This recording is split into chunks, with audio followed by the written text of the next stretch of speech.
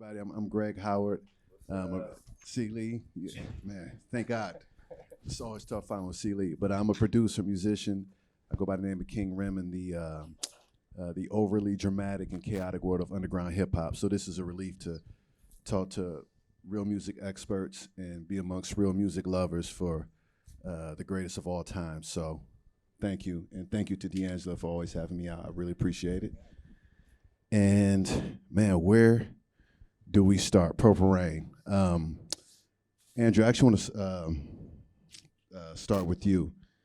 With just Purple Rain, the song, do you think Prince was actually out to prove something? I mean, was this a purposeful anthem? You know, there's the Stevie Nicks background of presenting it to Stevie Nicks, Wendy and the Revolution jamming on it for 6 hours. Did it dawn on Prince to say, hey, this could be, you know, the anthem of anthems, you know, that can take me there, even though it actually wasn't a #1 hit like the other two #1 singles on the album? Yeah, thank you. Yeah, I used the phrase creative determinism, and I guess what I mean by that is that maybe some of you have heard the term nominative determinism. You know, Lee Iacocca becoming the chairman of Chrysler Corporation of America, if you spell out his last name. You know, that's a perfect example of that. And to me, this is. Wow. Okay.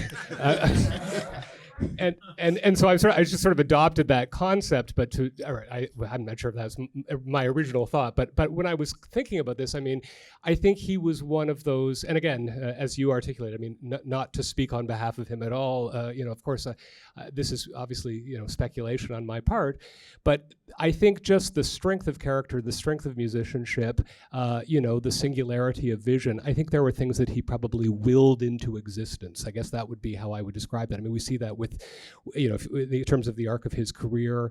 And certainly, I mean, I really appreciated the final presentation where perhaps the order of Purple Rain is different on the album and maybe not truly anthemic as I presented it, but perhaps more of an introductory to a second side, which you make a very compelling case about. But again, I mean, if we're going with, I guess, my presentation and thinking that it's anthemic, yeah, I think that there were clearly steps that were taken. I mean, I think, again, some of which I articulated. I would also add the orchestral coda at the end as part of that too. It just kind of has a sort of an anthemic feel to it.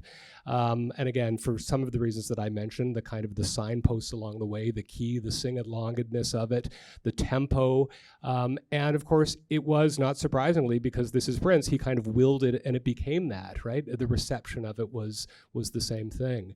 And so, yeah, I mean, I guess from my vantage point, it was something that he viewed as anthemic. He wanted to have that as part of his musical oeuvre and in terms of his discography, and then it kind of became that.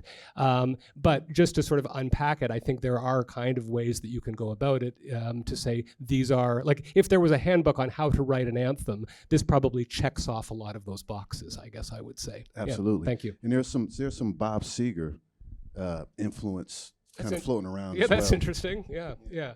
Well, I mean, obviously, I think Prince, you know, I mean, you know, as we all know, you know, from Joni Mitchell to David Bowie to Eddie Hazel to, you know, George Benson, who I mentioned, you know, was certainly standing at the kind of the buffet of musical styles, and he was a true, you know, sort of sampled from all of the various, you know, drew inspiration from a great number of styles. So I hadn't heard the Bob Seger connection, but that doesn't surprise me at all. So thank you. Yeah, it's big, but thank you.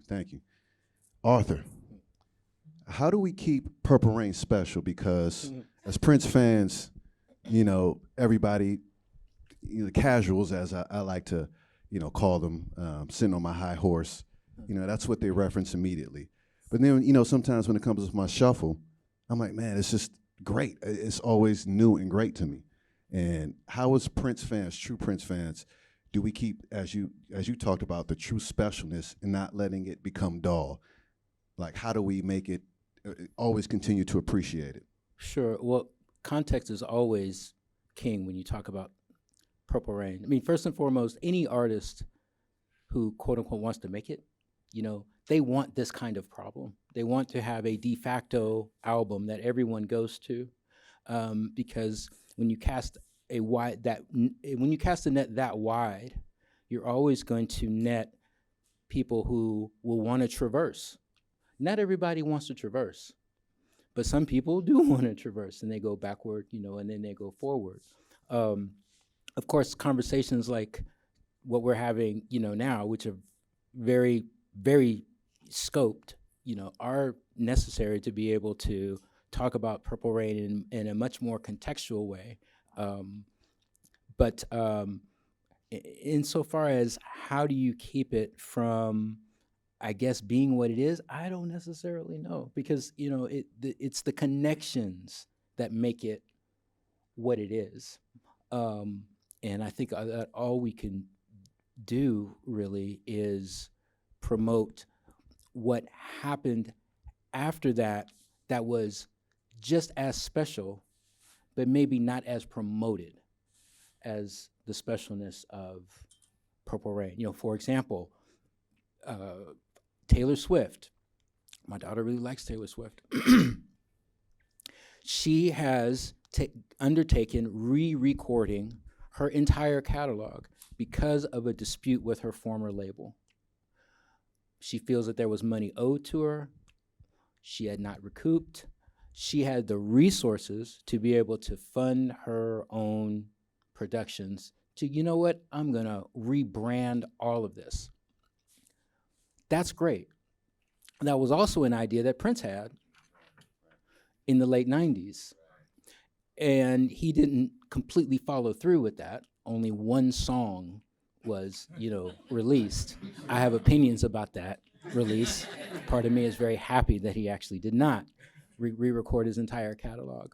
But to find a way to talk about that, which has everything to do with the music, but almost nothing to do, because that's more of a business decision and a brand decision and an ownership decision. But to talk about how these ideas were founded, that other artists can be successful on. Prince was very lucrative in particularly in ideas. He had lucrative ideas about the internet. How can he promoted his own music club. He sold his own tickets. He distributed his own music. He did all these things. He sold his own merchandise, And maybe some of us that were part of the club sometimes thought that it was a little slipshod. Sometimes the orders didn't show up on time. Sometimes these other things happen, right? But then you had other artists who capitalized on that. And I don't mean that in a predatory way, but for example, Trent Reznor, who almost all by himself is 9 Inch Nails, has done several successful rollouts completely independently, bypassing the record label. Radiohead, after their EMI contract ran out in the early 2000s, put out an album of their own, In Rainbows, and said, hey, everybody, give us what you feel is fair. Some people sent in 5 cents, some people sent in $500, What Prince did encourages other artists, and to promote what Prince did, I don't feel needs to take away from the artist's success so much as I don't like the fact that he's out of that conversation. He's out of that narrative. That's just not, life ain't fair, but that ain't fair. He was left out of greatest guitar player lists. Yeah. Rolling Stone initially, then they came back and said he's the most underrated, when in fact he plays the most styles, most proficiently. Another a panel for another day. But going from Arthur to you, Declan, with the coda, because when we talk about Taylor Swift and re-recording sample clearances and things like that, Alicia Keys' Never See You Again samples the coda of Purple Rain. She had to go find Prince in like some dungeon in Paris, right? And he's there sipping espresso, and he says, yeah, you could do it, but just change it so we don't have to clear the samples. I don't own it yet. So this coda and the string arrangement, at this point, Prince hadn't done anything like that. We had extended funk jams at the end of great songs, and this is before it's handed over to Claire Fisher to do the string arrangements. What statement did this coda make? This extended, what is this, like 2 minutes? Not much movement, as your graph really illustrated. But what statement did this make? Is this like a David Axelrod, Burt Bacharach, Quincy Jones, like, I'm all these things, I'm a producer, I'm a visionary? Is that the statement, or is it just a beautiful thing that I think is cool to punctuate this opus? Well, I think, is my sound on? Yep, okay. I think I come at that from two angles. Firstly, definitely the use of strings throughout this era is him kind of expanding his sound and the amount of instrumentation he's using. But also I think from a harmonic and musical perspective, it's him expanding. He's using that closing coda is incredibly dissonant. And that is a part of his evolution of using more dissonance that he would then explore more on Parade, into Sign of the Times, and then for me with the apex is Love Sexy. And then it kind of dissipates a bit after that. But for me, that story of his exploration of dissonance and sort of more different musical progressions originates with Annie Christian from Controversy, where there isn't anything really like on the preceding albums that sounds like Annie Christian. And that is his first use of really sort of an unusual chord progression that sort of employs that kind of dissonance that I then think you see running through the coda of Purple Rain and then into more of the projects of the 80s and beyond. But yeah, so for me, that is one of the things that fascinates me about it is the fact that, Purple Rain is Purple Rain, right? You know, it's this massive populist favorite that everybody loves, but attached to it is this really kind of dissonant, kind of edged piece of orchestration that if you played for some people on its own, people might not want to listen to that, but somehow it was a massive, top 10 hit. So it's always fascinating me, that sort of dichotomy between those two components of the song. But yeah, so I'll just leave it there. That's interesting that you brought up. Like he can just create things and abandon it. Like there's never been another Annie Christian. My Little Pill from The Vault, and never anything else like that. Never another real coda that doesn't have that much movement like Purple Rain. So just create styles and abandon it, gets bored, moves on. Back to Andrew. Before I get to this question, I have a quick question, personal question. What's your favorite Prince guitar, of all his axes? Actually, for everyone, your favorite Prince guitar, whether it be the light blue Strat from 3121 era, cloud guitar, love symbol guitar, Honer. Yeah, I think for me it's the Honer for sure. Yeah, I love how emotive he is on it. I mean, it's not the flashiest, I suppose, of all of the from a visual aesthetic perspective, but it certainly I think is there's something very expressive to that guitar in his hands, most certainly. Got you. Arthur, favorite? Yeah, the Relic. And then I found out that he had made copies of it, and I was like, oh my God, there's more than one. But yeah, it's and I talked a little bit about this last year, but the idea of how the guitar is sort of so tied to the guitarist, and granted the cymbal guitars are they're really beautiful design, but there was just something about that when he picks up that Mad Cat in a concert, we're like, okay. So it's like something's about to happen, and it just feels like he's just, when he's playing it, he just feels like he's just speaking. Just seems so effortless. Favorite Prince guitar? Oh, I think for me, Love Sex is my favorite era. So I think it's the blue cloud guitar from the Blue cloud guitar. Blue Angel. Yeah, Love it. I'm light blue Strat, 3121 era. I think he just got really loose on that. Question for everyone, starting with you, Andrew. This is a great era, I think, for B-sides. Obviously, Prince, 83 to 88. I mean, he is cooking. Peggy and Susan say a song a day, 2 songs a day. If Purple Rain had a 10th song on the album, I mean, we're talking all these great B-sides, right? 10th song, what would the 10th song be? Andrew, go first. I'm saying this is speculative? Or? Speculative. What would it be? What would fit? Where would it be sequenced? A 10th song on Purple Rain. Like of any era of Prince? No, of this B-sides era. What B-side would fit? So, Another Lonely Christmas, 17 Days, Erotic City, Fill You Up, La La La, Scarlet Pussy. My mom is watching. Excuse me. Okay. Let me pass. You're gonna pass. Okay.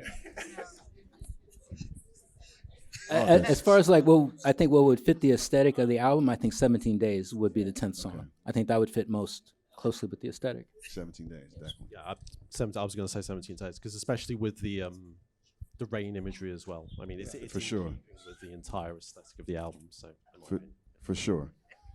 Am I still good? Okay, one more question. We'll do another audience question. Okay, now see, I have a C. Lee question, so this is going to be, y'all just sit tight. So it's always going to be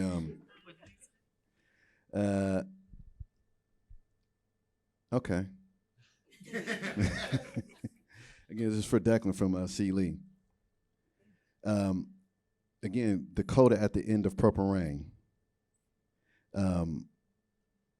Does it destroy the moment in the movie, like the pensive backstage? Is this how you ask the question? It's with Purple Rain being at the end of the album. Does that destroy the denouement moment that we have in the film? That is, does the album lose the denouement by having Purple Rain at the end? And if so, does that hinder the narrative by losing the denouement? Well, I think this is it. This is the difference between sequencing an album as opposed to doing narrative film. I think, as you illustrated with your Joseph Campbell arc, you have the climax. The climactic action of a film does not really take place at the end of a film, does it? It always takes place about 10 or so minutes before the end of the film, and then so then at the end of the movie you have Baby I'm a Star that functions as the actual ending of the film, which is more sort of celebratory. I think if it ended on Purple Rain, it would be a little bit of a bit of a bummer ending, wouldn't it? But so albums function, and what's interesting actually is I think the November configuration tracks the action of the movie better than the actual released version. But I think he maybe realized at some point that albums and movies are two separate art forms, and you can't, the narrative arc of an album doesn't quite match the same narrative arc of a film, and so I think that's maybe one of the reasons why he moved it. But yeah, I think they both work independently of each other, and it's just different mediums, I think. Cool. That's it. That's it. Yep. Well, thank y'all very much. Cheers. Make love, not war.